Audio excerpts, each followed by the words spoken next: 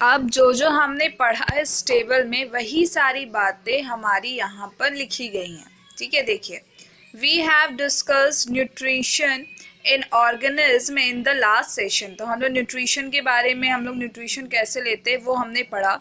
Food material जो है वो food material taken during the process of nutrition is used in cell to provide energy for various type of process. तो जो भी food material हम लेते हैं न्यूट्रिशन में, वही सेल्स के द्वारा, उसी से सेल्स को एनर्जी मिलती है, जिससे वो लाइफ प्रोसेस का सारा काम सेल्स जो है वो करते हैं। Diverse organism do this in different ways.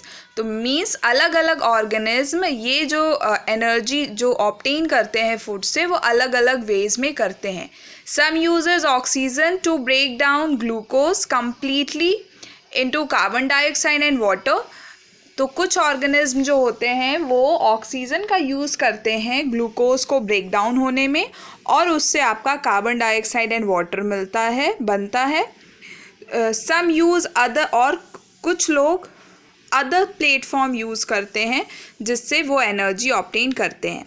तो फर्स्ट स्टेप में मैंने आपको बताया कि कार्बन जो आपका ग्लूकोज है, ग्लूकोज में आपके 6 कार्बन मॉलिक्यूल्स होते हैं, वो टेबल में भी दिखाया था।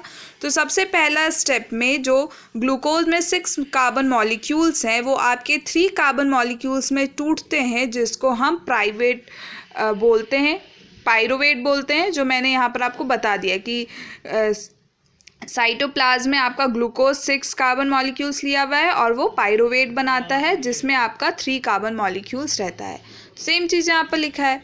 This process is taken in cytoplasm, ये भी मैंने बता दिया। फर्दर उसके बाद फिर मैंने बताया पाइरूवेट जो है वो फिर से डिवाइड होते हैं, तो वही चीज़ लिखा है। पाइरूवेट जो है वो इथेनॉल एंड कार्बन डाइऑक्साइड आपका बनाते हैं। तो इथेनॉल एंड कार्बन डाइऑक्साइड यहाँ पर ईस्ट के सिचुएशन में बनाते हैं, तो वो चीज़ यहाँ पर लिखी गई है। This process take place in yeast during fermentation, तो वही चीज़ है।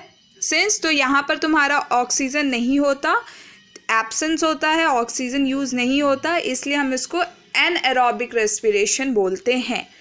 फिर दूसरा में क्या बताया था, ब्रेक डाउन ऑफ पाइरूवेट होता है यूजिंग ऑक्सीजन। तो ये हमने लास्ट वाले में जो था, जो आपका प्रेजेंस ऑफ ऑक्सीजन में होता है, ये प्रोसेस में आपका कार्बन जो है कार्बन बनता है, carbon dioxide, water and energy बनता है। ये आपका जो प्रोसेस होता है इसमें ऑक्सीजन प्रेजेंट होता है, इसलिए हम इनको एरोबिक रेस्पिरेशन बोलते हैं। और फिर वही चीज़ आपका लिखा है लैक ऑफ ऑक्सीजन में, जो मैंने आपको ये टेबल में बताया, सेम चीज़ आपकी यहाँ पर नोट डाउन की हुई है।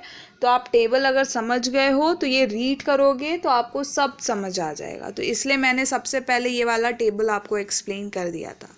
ठीक है, अब हम पढ़ेंगे। आप लोगों ने 2 दिन से आप पूछ रहे हो मैम एटीपी और एडीपी क्या होता है, तो अब मैं आपको बताऊंगी एटीपी एंड एडीटी क्या होता है। तो ये रेस्पिरेशन का पार्ट है, इसलिए मैं इतने दिन से आपको नहीं बता रही थी। आप डाइजेशन में पूछ रहे थे एटीपी और एडीटी क्या होता है, तो ये आपका रेस्पिरेशन का हाफ मैंने करा दिया। तो एडीपी और एटीपी अब मैं आपको बताऊंगी कि ये दोनों होता क्या है।